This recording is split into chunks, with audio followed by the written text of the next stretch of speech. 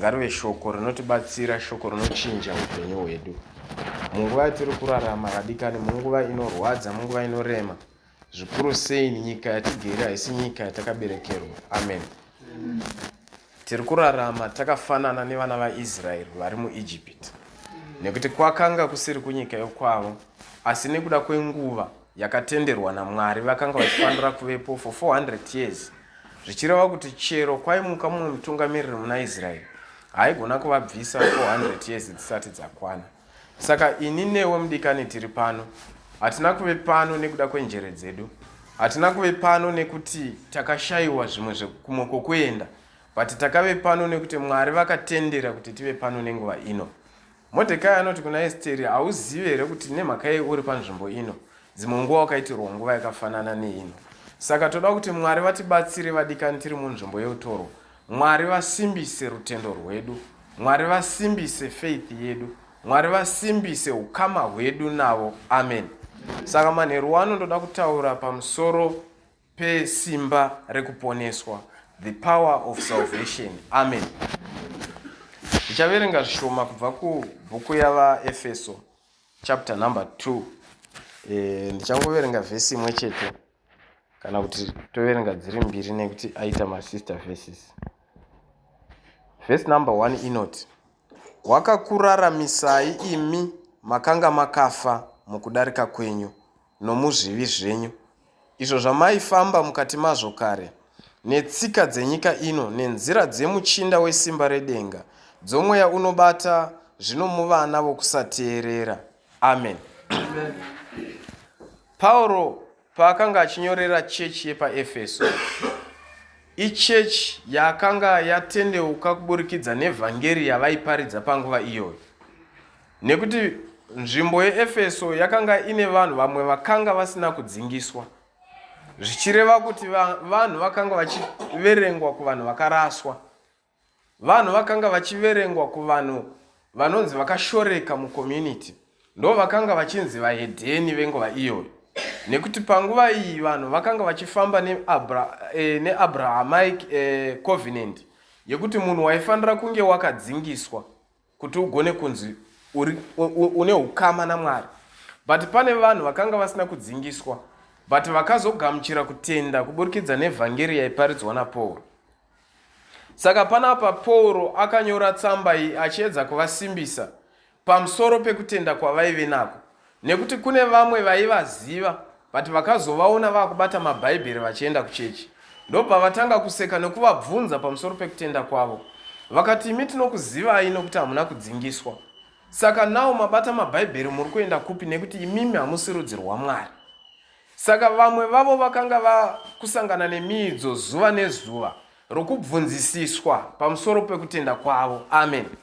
Saka tati tiri kutaura pamusoro pesimba rekuponeswa kana kuti power of salvation, nekuti vadikani kuti udefende your conviction zvinoda uine simba rekuponeswa.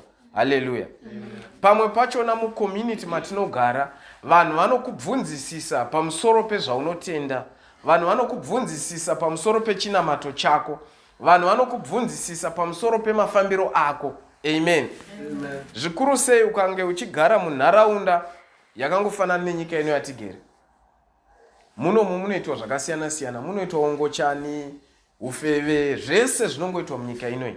Zvino isu tigere pakati pavo, wozonzwika uchiti inini hangu handiiti izvi nokuti chinamato changu hachinditenderi kuti ndiite izvozvo. Vanokubvunza nekuti vanoda kuzokubvunza kuti ko iwe zvaunoti unonamata unei?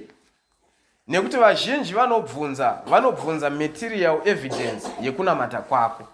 Saka chechi yepaEfeso vamwe vavo vaibvunzwa zvinhu zvakafanana neizvozvo. Vaibvunzwa material evidence yekuti imi zvamunoti munoenda kuchechi munei, munogara mumatango ina, hamuna chamuinacho, dzimotikari dzinoshamisira hamuna, saka munei? Chii chinoratidza kuti muti Mwari wenyu mupenyu? Amen. Saka nawo Pauro ari kuvanyorera nekuti munhu akanga aine rudo nekereke yaaitungamira kana nekereke yaakaparidzira, because akanga asingaitungamiriri panguva iyo. Panguva yainyora tsamba iyi akanga akatosungwa, zvichireva kuti ari mujere haana kufunga zvokusungwa kwake, but airangarira kuti kune dzimwe hama dziri kutambudzika kunze uku, vasati vasimba pakutenda kwavo, vachiri kuda simba rekuponeswa kuti vagone kumirisana newakaipa. Amen. Saka paari kunyora vhesi number 1 yandatanga kuverenga iri kunzi imi makararamiswa makanga makafa kuzvakaipa zvenyu, makanga makafa kuzvivi zvenyu, asi Mwari wakakumutsai akakuunzai kuupenyu. Amen. Saka uri kuona kuti mudikani, tese patiri panapa taifambawo nenzira idzodzo. Hatina kungoberekwa tiina kukutenda kwatinako. Unogona kunge wakaberekerwa mukati mechechi, but mukukura kwako wakanga usati wanzwisisa kuti chinamato chaifamba sei. Vamwe takaberekwa tiri mukereke, but tainamata because wakanga uri mutemo wepamba wokuti munhu wese unofanira kuenda kuchechi. But inini kuponeswa chaiko ndakanga ndisina kuponeswa. Taifambawo nenzira dzacho dziri kutaurwa naPauro kuti taizvikudza pamusoro pezvinonyangadza zvedu, taizvirumbidza pamusoro pezvakaipa zvedu, taizvirumbidza pamusoro pezvivi zvedu, asi Mwari ndobva vatimutsa vakati kwauri mwanangu wakafa uri chitunha chiri kufamba, ndobva vatimutsa vakatiunza kuupenyu. Saka nhasi tiri pano tichibata mabhaibheri tichirumbidza Mwari nekuti takamutswa kubva kurufu tikabva taunzwa kuupenyu. Amen. Saka Pauro tsamba yake akanga achinyorera chechi yepaEfeso, asi kana takuiverenga nhasi chechi yepaEfeso yacho ndini newe, nekuti tisu tinoda kuti tisimbiswe kutenda kwedu. Haleluya. Tisu tinoda kuti tisimbiswe kutenda kwedu. Tisu tinoda zivo nouchenjeri kuti kana votibvunza kunze tigone kuzvimiririra pakutenda kwedu. Vamwe vanokubvunza zvekuti unogona kupedzisira waconvinced kuti zvechokwadi Mwari I doubt kuti chokwadi Mwari vanini nematamburiro andiri kuita, chokwadi Mwari vanini ndichirarama muraramiro uyu, nekuti vanokubvunza vachikuratidza zvinhu zvinoleka mukati meupenyu hwako kuti vakuconvince kuti ubve pakutenda kwawakagamuchira udzokere kurufu kwawakanga uri. Amen. Pamwe pacho vadikani unorealize kuti pane nguva dzekuti unenge wamuka uri mushakabvu wamuka akoko wakafa woda kutonovigwa woburitswa mubhokisi. Vanouya vamwe vanoti kwete ngaadzokere mubhokisi wamboitirwa nyasha dzokubuda imo. Saka vaya vanokubvunzai vari kuti dzokerai kurufu kwamakanga muri mubve kuupenyu. Saka Pauro rufu rwaari kutaura urwu haruzi rufu rwatinoungana vanhu vachichema, vanhu vachibika nokudya zvokudya. Rufu rwatakanga tiinarwo rwokusaziva Mwari. Now zvatakazomuziva Mwari uyu akutisimbisa kuti zvamakamuziva chichengetedzai kumuziva kwenyu kwamuinako, chichengetedzai ukama hwenyu naye, chichengetedzai ushamwari hwenyu naye Mwari. Nekuti Pauro unodzidzisa unoti yakagara iri plani yaMwari yekuti ini newe tiponeswe. Mwari havana kutiponesa tese tiri pano nekuda kwemabasa edu. Tikada kuti tibvunzane chiri special chandakaita iye nendimiro panapa chekuti ndinzi ndakaponeswa, hapana. But ndakaponeswa nekuti yakanga iri plani yaMwari. Ndosaka thousands and thousands years ago Kristu akauya pano pasi akatifira, akapfeka muviri womunhu sesu, ndobva atukwa nevanhu, ndobva arohwa akanyadziswa pamberi pevanhu. Iye akanga ari Mwari, haana kuzvitora akati nokuti ndiri Mwari handigoni kuzvidzwa, but akasiya umwari hwake ndobva apfeka munhu kuti inini newe tiitirwe zvakanaka. Haleluya. Saka hatina chiri special chatakaita vadikani, hapana kana chinoshamisa chatakaita kuti tiponeswe. Usafungidzira kuti kugamuchira Jesu kwatakaita kwekwe chinhu chihombe chinoshamisira stereki chaigona kukupa ruponeso. Kwete, chakatipa ruponeso muchinjiko waJesu Kristu. Ropa nemvura pazvakaerera ndo patakaponeswa. Saka uchinzi akadzima zvaipesana nesu, ndobva aunza rudo rwaMwari. Nekuti panguva iyoyo waiti ukatadza zvimwe zvivi zvizhinji mubayiro wazvo wakanga uri sudden death, waitozi ngaatakwe namabwe afe. But now takapuwa rudo rwaMwari. Mwari vakatiratidza kuti ini ndiri Mwari vane rudo. Vari kutipa an example of a good father. Ndibaba vakanaka vekuti kana mwana kanganisa vanokudana vogara newe pasi. Isaiah anobva ati huyai titaurirane, kunyange zvivi zvenyu zvakatsvuka seropa ini ndichazvichenesa sechando. Amen. Saka panapa takadaidzwa naMwari kuti tizouya titaurirane navo. Let us dialogue with our Father. He is our loving Father. Baba vedu vari kudenga ndiMwari vasina runya. Baba vedu vari kudenga ndiMwari vanokuda kunyange nezvakaipa zvako. ndosaka icho chakamboita kuti vakubvise kurufu vachikuunza kuupenyu. Ndo chimwe chete chinoita kuti kunyange nhasi ukadonha vanokubata ruoko kuti sumuka mwanangu ufambe. Haleluya. Haleluya. Saka toda kuti vadikani Mwari vatipe simba rekuti tinzwisise chinangwa chaMwari pamusoro peupenyu hwedu. Chinokosha kuziva plani yaMwari pamusoro pelife yako. Ukatadza kuziva plani yaMwari palife yako unogona kurasika uchifungidzira kuti uri kuita zvakanaka. Nekuti vaya vamunoona vachiri kurufu vaya hakusi kuti havadi kubva kurufu vauye kuupenyu, asi havasati vasangana nenyasha dzacho dzekuti vanzwisise rudo rwaMwari Baba. Saka tichinzi isu sevaKristu tiri tsamba inoverengwa kumberi nekumashure. Patinofamba tinofanira kuparidza Kristu. Mararamiro edu anofanira kuparidza Kristu. Matauriro edu anofanira kuparidza Kristu. Urege kungove mutenda nerurimi rwakaregedza rongoti chero shoko rinongobuda, hautarisi kuti munhu mukuru, hautarisi kuti munhu wakaita sei, shoko ranguva rinongobuda, rurimi rwenge rwakangoregedza. Tinofanira kuve vanhu vanoparidzana maitiro edu kuitira kuti vaya vari kunyika vachiri kurufu vakwanise kuziva vatevere muchinjiko waKristu. Haleluya. Kuti munhu anzi atendeuka vadikani, haisi nyaya yekuti tinongoenda tomudhonza ruoko kana kuti tomunamatirira dhimoni rodonha toti watotendeuka chiuya kuchechi. Kwete. Chinotendeuka pamunhu mwoyo wake, kwete muviri wake. Saka paya patinge tichiti ngatigoveranei neavo vasina, dzimwe nguva kugoverana shoko neruzivo rwauinarwo neumwe wako asina. Kana tichiti ngatiedzei vadikani kuti tinzwisise shoko raMwari, kuitira kuti vaya vanotibvunza, regai tipe mufananidzo waPauro. Pauro anoti akatosungwa pamusoro peivhangeri, nekuti vanhu vaisamutenda yaimbove mhondi kare, achiti akatosvika izvezvi patakaungana tiri munomu akanzwa kuti tiri kutaura zita raKristu iri, waiuraya tese, hapana kana mumwe chete aibuda. Asi Mwari vakati vamushandura, ndobva atanga kuchiparidza wacho waaimanikidza. Wacho waaiti akanzwa uchitaura anouraya ndiye waakanga akuparidza iye, achiti chero vakamusunga maoko nemakumbo aingoramba achiti ini ndinoramba ndichiparidza Kristu. Amen. Saka Pauro aiti akasungwa vachimutonga.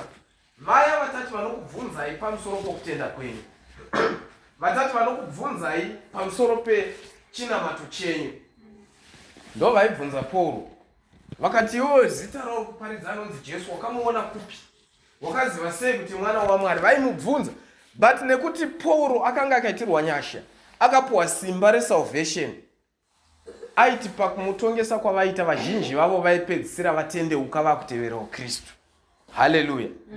Ndo simba ratiri kuda vadikani, kuti dai Mwari vatibatsira kuti kune vanotibvunzisisa vazhinji vavo vapedzisire vachitendeuka vachiteverawo Kristu. Amen. Nekuti mukutibvunzisisa vamwe vachona hatina mukana yekuvaparidzira, vamwe vachona hatina ukama navo hwokuti tingave closer navo kuti tingati timbokuudzaiwo nezvaJesu. Asi kana watombowana mukana wekuti atanga conversation newe ine chekuita nekunamata, chitora mukana iwoyo umutsanangurire, rega kumutuka, regai kumudzinga kana uyo anouya kwauri achitsvaga kunzwisisa pamusoro pechinamato chenyu. Nekuti vamwe vacho havana kungouya bedza vachiti vanoshora, but mumwe wachona ukamutsanangurira anopedzisira akutotendeuka nayewo, akuti asi chokwadi Mwari unonamata mupenyu. Tainzwa kuti zvakati pamusoro pechinamato.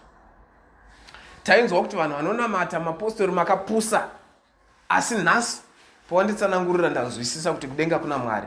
Ndoita seiwo kuti ndigamuchire Jesu. Amen. Waponesa umwe mweya wanga uchifanira kunge uchinoparara kugehena, waubvisa kurufu waunza kuupenyu. Haleluya. Jesu vanoti kana muchindida fudzai makwai. Zvino isu kana tiri vafudzi vemakwai, tose tiri pano tiri vafudzi vemakwai aMwari. Kufudza makwai mamwe acho ndo akarasika atinofanira kudzora kuburikidza nenzira dzatinotaura navo. Haleluya. Saka takadzidziswa kuti kunyange vakakuvhunzisisa, vamwe vanoya vachiseka, vamwe vanotuka, vamwe nekuda kwesocial media mazuvano vava kukatuna ivhangeri yaMwari inoponesa. Nekuti Bhaibheri rinototaura kuti shoko raMwari ireri upenzi kune vanoparadzwa, asi isimba kune vanotenda. Zvichireva kuti kune vaya vachiri kurufu upenzi hwatiri kuita panapa. vakatotiona takaungana pano vanoti mapenzi aya maaona, nekuti vanoona sekuti tinopenga. Asi kana vachinge vazoitirwa nyasha sedzatakaitirwa isi tose tiri panapa dzokuti vaponeswe, shoko iri rinochinja kubva kuupenzi rove simba. Ndo simba rakarehwa kuti ndichakupai simba rekuti mutsike pamusoro penyoka nezvinyamada zvisingakurumii, mudye zvinouraya zvisingakukuvadzii, nekuti munenge muine simba rokutenda kuna Mwari wemasimba ose. Haleluya. Saka mauro ano Mwari ngavatibatsire. Umbozvibvunza iwe omene. Pamwe pacho hapadi kumirira kubvunzwa. Pamwe pacho uri wega, zvibvunze wega kuti saka let's say nhasi ndasangana nemunhu andibvunza mubvunzo wekuti nemhaka yei uchinamata, ndinomupindura ndichiti kudii. Hazvibatsiri vadikani kana takaungana panapa tongoya toimba ndochitsika Satani toenda kudzimba dzedu. Patinofanira kunzwisisa kuti chatiri kuunganira chachona chii, chatiunganidza pano chii, takabva kupi tichienda kupi. Kuti mutende kazhinji tomboti waimbofamba nebhasikoro, Mwari wokuitira nyasha dzekutenga motikari. Bhasikoro iri hauritengesi kazhinji, inenge iri reference. Uchizoudza vanhu kuti munoona bhasikoro raiva apa iri randakapaka apa iri. For 7 years ndaifamba nebhasikoro iri. Ireference yauri kuratidza vanhu kuti nawo muchindiona ndiri pandiri handina kunge ndakadai. Zvimwe chete nesu muchitoona zvatiri hatina kusikwa takadai. Takanga takafa kuzvivi zvedu. Takanga takafa kuzvakaipa zvedu. Asi Mwari akatimutsa, Mwari akatiitira nyasha. Kunyange manheru ano mudikani, ndauya kuzokutaurira kuti Mwari vane rudo newe. Mwari vanokuda. Kangamwa kwawakabva, nekuti kwese Mwari vanokuregerera. Isu tese tiri pano tine zvizhinji zvatakaita zvisakarurama, asi Mwari vanotiregerera nekuti vanotida. Muimbo wechipostori anoti rudo rwake rwakakomba nekuti anotida. Zvichireva kuti kunyange ndiri musituation yakaita sei, Mwari vanongondida. Rangarirai mwana muparadzi anoti atora pfuma yababa ndokuenda ndokunoiparadza achidya nenzira dzisakarurama. Pfuma iya yazopera, asvika pakutambudzika, akudya munodya nguruve ndomakanga akudya, achifuka masaga achitambudzika. Zuva rimwe chete raakarangarira kuti ndina baba, Mwari akamuitira zvakanaka. Haleluya. Nesuwo zuva rimwe chete raunorangarira kuti tina baba ari paseri pezuva, anokuda wakadaro, anokuda nourombo hwako, anokuda nourema hwako, anokuda nokushayiwa kwako, anokuda nourwere hwako hwauinahweho. Mwari anokuda ari paseri pezuva. Regedza kutya vanhu vanotaura kunze uko, regedza kutya community. Dzimwe nguva kumhuri yekwenyu hakuna nomumwe akanga achitenda kuivhangeri yatiri kuparidza pano. Dzimwe nguva kumhuri yekwenyu vamwe vachiri kutamba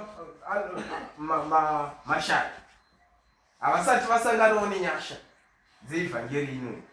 Tenda Mwari mudikani kuti Mwari makaita henyu, makandizivisa shoko razvokwadi zvekuti nhasi ndiri pano ndiri kupupura ukuru hwenyu Mwari. Dai Mwari asina kukubvisa kwawakanga uri, vamwe taimwa doro, vamwe taidhako. Dzimwe nguva ungadei wakapfurwa nepfuti kubva wakafa 6 years ago, asi nekuti Mwari akakubvisa ikoko kurufu, akakuunza kuupenyu, akati nezvivi zvako izvozvo, uya mwanangu ndinokuda ndikuitire zvakanaka. Haleluya. Manheru ano toda honest tinamate kuna Mwari tichiti Mwari makazvita henyu, makatibvisa kurufu, makatiunza kuupenyu, uye todawo kutendai nekuda kwerudo rwenyu rwamunoratidza pakati pedu.